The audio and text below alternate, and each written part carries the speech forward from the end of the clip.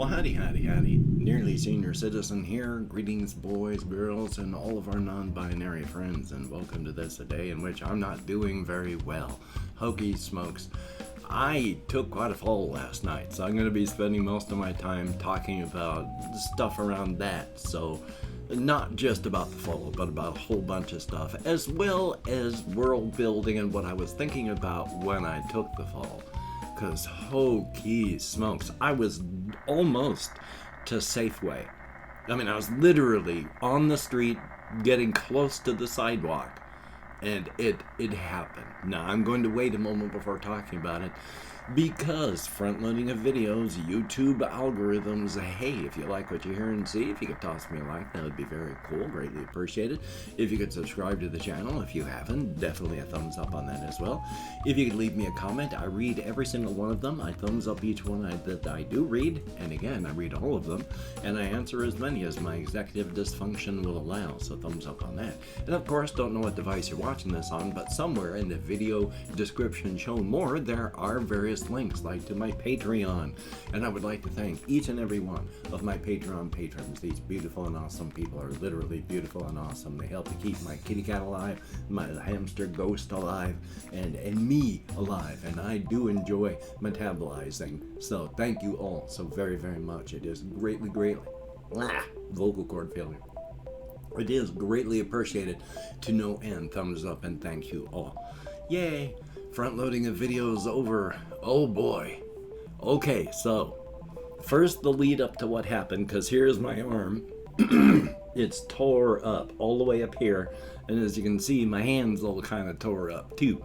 My knee has got all sorts of scratches and rips on it from where I hit. Didn't tear up my jeans, so it was like just friction damage from the inside of the jeans when I hit.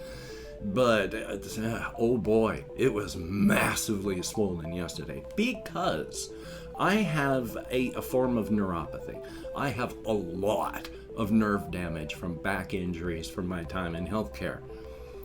And especially since with this hand, since I severed my radial nerve, my hand did not work for like almost 2 years before I started getting it back.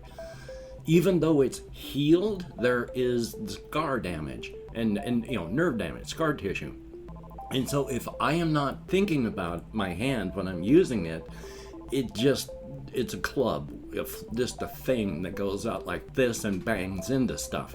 I have to use a little bit of energy to be thinking about it to keeping it working, which is why when I'm playing a video game and I get startled or anything like that, this hand it's gone. It's just a wavy club, and then I have to concentrate on getting it back into place again. So that's fun. That also applies to my right leg. My left leg a little bit, not as much, but my right leg quite badly. If I am not concentrating, not concentrating, but putting a little bit of that, oh, I need to be thinking about this while I'm walking, it's not good. Because I will tell my leg to lift up for a full lift, step forward and go down. But it doesn't get that whole signal all the way out there to where things need to happen. And so quite often I will have the feeling that I've lifted my leg up high and I'm swinging my foot forward and it's great, but my toe is just going scrape across the surface of the ground. Or if I don't have foot drop, the entirety of my foot is just scuffing across the surface. I think and feel like I've lifted my foot up 2 inches. It's barely made it even a millimeter. So if I'm not concentrating, that's an issue. I was deep in thought last night coming up on Safeway. I told my right leg, in that I'm walking, I need to do these things kind of way. You're not thinking about it, your body's doing it. My body tells my right leg to move. It lifts up about 1/4 of an inch, swings forward about 6 inches, and then my toe nosedives, plants into the ground, and that's it. My leg has gone, okay, here we go. I took a full step and now we're down. That's not good. I'm moving along fairly well because I'm not paying attention to things and I want to get into the store. And suddenly my right leg stops moving. I zip forward and down. I don't have any time to make any maneuvers like I have before, because when I've been falling toward my hip joints, I have zipped like a cat, so I haven't. But this one, I zoom forward and like, God, because I hadn't even, I was busy deep in thought. I slammed full weight and full speed onto my right knee. Oh my God, did that hurt. But didn't have a chance to even think about that yet, because I was still continuing my fall forward and slammed into the ground. All this down here, you know what that is? I can't show you on this one because I'd have to pull my sleeve down and all, but usually cuffs on long sleeves have buttons on them. And then there's a lot of seams with thicker material around where, they sew the parts together. This is from the button and the seam on the inside of my shirt. Neither my shirt nor my jacket took any damage from the fall. So this was me getting ripped up by my shirt. And then this part of me was where I slammed into the ground with my hand. And then continuing the momentum what was left, I bashed over onto my back. I don't mind hurting myself in any other way if I do not hit my head and I don't land on my hips. Now, I'm getting to be older. I'm 59, I'm going to be 60 next year. You can break a hip at any time. It's much more likely when you're older. It's much more rare when you're young, but if you land wrong, you can break a hip. Now, our bones, especially like our femurs, you can put an incredible amount of damage on them, top to bottom, just boom, and they will withstand that. You take about 1/5 of that sideways damage, and boom, the leg breaks. Especially off that femur where you got that little bit of a neck that comes out, and that is holding your entire weight on that femur. Oh, that joint, that breaks easily if you hit it right, especially as you get older. So yeah, I do my best to turn like a cat to stay off that. When I was walking home, well, first, because I literally staggered into Safeway. Somebody had to help me up. This guy ran over, gave me a hand, and helped pull me up to a standing position. My knee was barely holding me up. And trying to stagger into the store was tough because my leg didn't want to hold me up. And so I was having to limp into the store, bleeding with my hand, to ask them for, paper towel. But they got me some Band-Aids, and that was nice. And so I band-aided up my hand, bought what I needed, put my stuff in my backpack, and started walking home. Now, even though I had come crashing down on my knee, I still felt great when I was walking home, knee-wise. And even though my leg was horribly swollen in the knee when I got back, I had a literal big goose egg right where I had impacted, and the rest of my knee was swollen up around it. It was awful.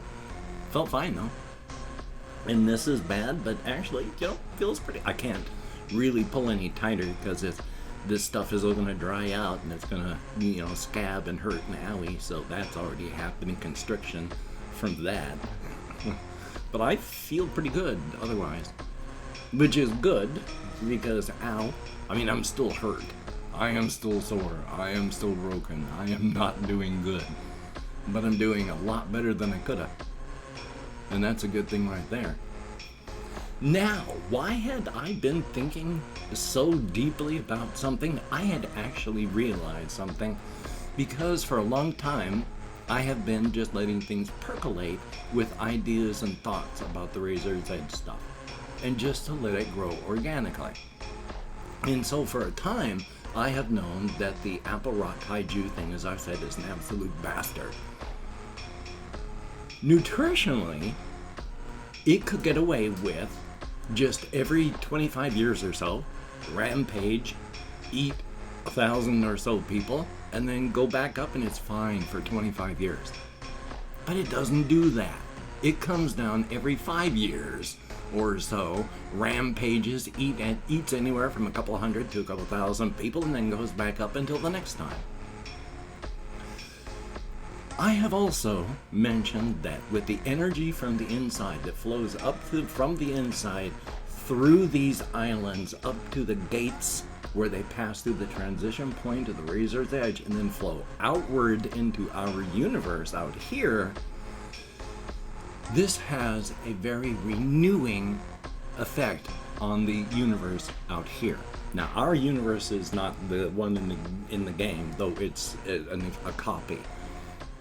But it's also very cyclical, because even though there is a constant inflow of this energy, so there is a constant new star growth. There are constantly new stars, new galaxies. Everything is still forming. It's like we're in the formative part of the entire universe's growth, and it's going to continue for a very long time. So there's always more, but there's also some systems that are also renewed by that, and our sun in this system is one of those. What happens is a couple billion years, in a billion years from now, our star will become a red giant. Same thing in the story setting. When that happens, though, when the star is approaching its death point of becoming a white dwarf, this has been a building up and gathering of energy that flows out of the doors. And the natural life of the star in this case acts as a resistor between the charges. And when the star is dying far enough, it has no more resistance, and all the gathering energy arcs. And when that happens, there is a burst of energy right from where the star is, and it forms into a brand new star. Renewed, reinvigorated, resuscitated, resurrected. But not only that, that flash of light with all of the dead stuff that's been just orbiting this dead star, and the burst of energy coming out of it, well, that forms a brand new accretion disk with 9 planets that eventually form. There will be another Earth that forms there. It won't have the same continents or the same shape of stuff or exactly the same evolution of the creatures and things, but it's still a human-centric system. Another Earth will come up. And when there are people, it will look so similar to what we have now, just things like maps, slight differences in culture, locations. It might be that the United States is in a desert. It might be the United States is in a jungle. There are going to be changes like that. But it's still going to be Earth, and everybody's still going to be people. And then everybody on the inside will re-welcome all of their new brothers and sisters and everybody in between and on either side, and greet them and bring them back into the fold. So for 4 billion years, approximately, after human beings vanish, there are still human beings on the razor's edge and close to the gate on the inside. But then there'll be a period of about 1 billion years where there's no people before people start flowing back inward from the inside, other layers, there's repopulation, and the population explodes again. That's about 1 billion years where there's no human beings. What about the beings that need to eat human beings to survive? Well, there's none of them that are going to live that long, are there? All except for the Apple Rock Kaiju. It's from the previous universe entirely. It's lived ever since this universe coalesced from the ashes of its universe burning. And every 1 billion years, it has to go into more than just normal hibernation. It has to go into torpor to survive, where it's barely even alive.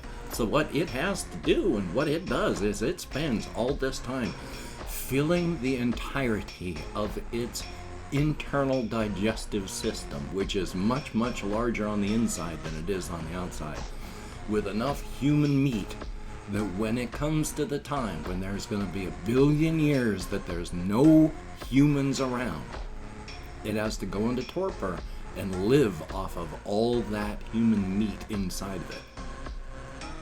When it comes out of torpor, it has been so long, and even that slow, it would be like a heartbeat every 1,000 years. Even that, it comes out of it desperately hungry and needing to eat quickly because it is being cannibalized by itself just to survive. But then it does, and it all starts again. And I have opened up 24 hours worth of comments in my community tab, and I'm going to go through and thank however many people have left me comments. It's never much anymore, but anything more than 0 is awesome. Thank you very much. If I mispronounce a username, no disrespect is intended. And even though I can't American Sign Language, well, with my fibro and oy vey, especially today.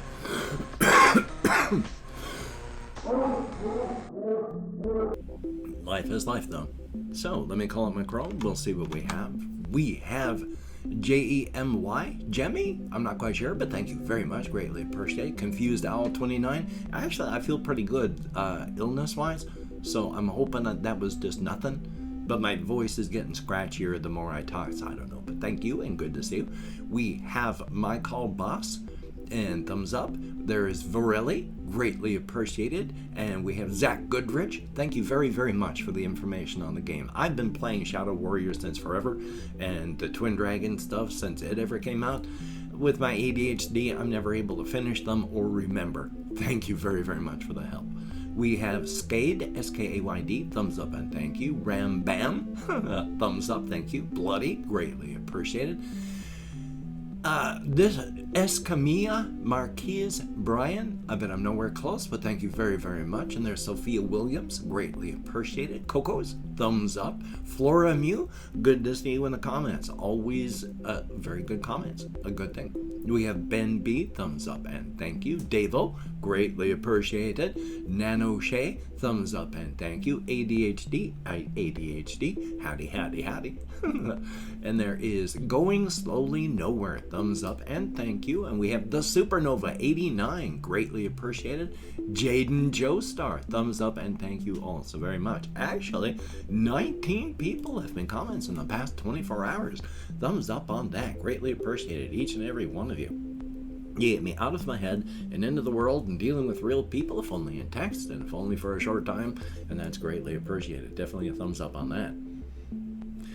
Oof.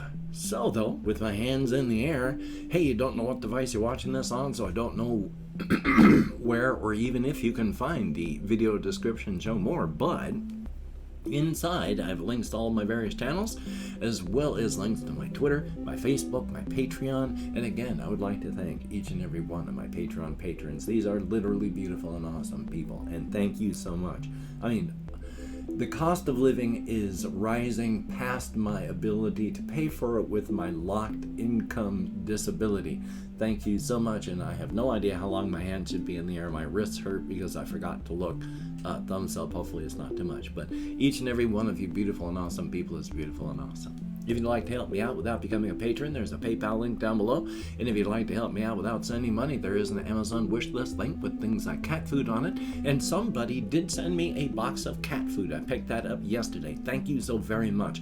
Oh, my kitty cat appreciates that so much, and I appreciate you're making my kitty cat happy and alive as well. Thank you so much. And of course, I can't remember where I go after the Amazon thing, but I think it's if you could toss me a like. I do appreciate all the positive validation I get from my existence, and of course if you could hit the notification bell on the subscription button, that too would be very cool. Definitely a thumbs up. Well, hokey smokes, I actually have therapy today, so this video is going to be going up late. Hopefully there are a few of you out there that watch this to the end and catch all this. Thumbs up for that. But yeah, I'm gonna hopefully survive. I'm not gonna be doing a whole ton of physical stuff. I'm hurting. I mean, as good as I feel, I'm still hurting. I feel like I got hit by a truck. So, yay. So I'm gonna do what I can, make what calls I can, have my therapy. That's a good thing. Hopefully you can do what you have to do. Hopefully you're not gonna go out and fall and have your shirt rip up your arm. That would be a good thing. Oh, that was an odd noise.